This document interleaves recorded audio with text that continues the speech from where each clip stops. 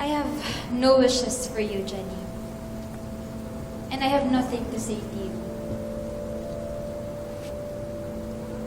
Kasi nasa iyo naman na lahat. You have a successful career, great friends, fans, and syempre, isang pamilya na nagmamahal sa'yo. And I'm sure, hindi mo na kailangan maghanap pa ng ibang pamilya. Happy birthday, Jenny.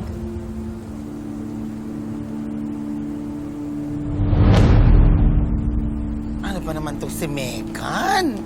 Hindi naman bumigay. Malamya.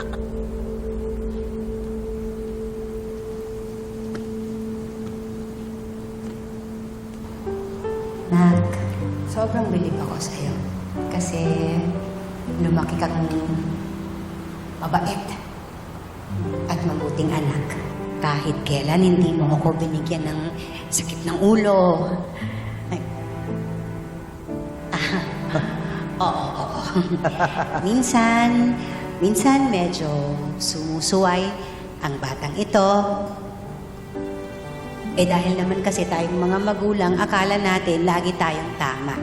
Lalong-lalo na pagdating sa mga anak natin. Talagang ipipilit natin yung gusto natin para sa kanila kasi yun ang iniisip natin tama para sa kanila. Pero itong anak ko, itong anak namin, matalino.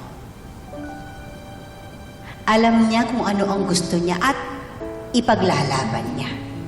Na aaminin ko, mali ako. Oo na. Oo. Pero hindi nga, anak. Ipagpatuloy mo yung ginagawa mo. Alam mo kung ano makabubuti sa'yo.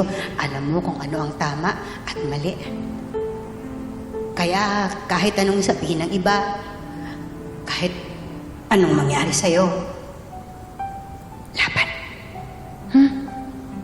At makakaasa ka na laging nandyan kami ni Papsi mo. Lalaban din kasama mo.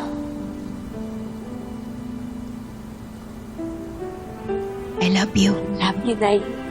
O ikaw na. Ano pa masasabi ko? Sinabi mo na lahat eh. Sige. Jenny, anak, pwede bang awitin ko na lang yung sasabihin ko sa'yo? Oo naman, Papsi. Gusto ko po yan. Go, Mang Perry!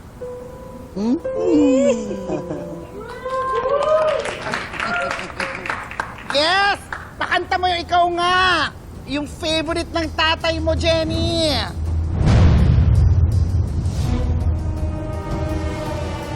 Hindi po yun yung favorite namin ni Papsi na kanta. Hindi yung tatay na yan! Yung totoo mong tatay! Si Tio Halari!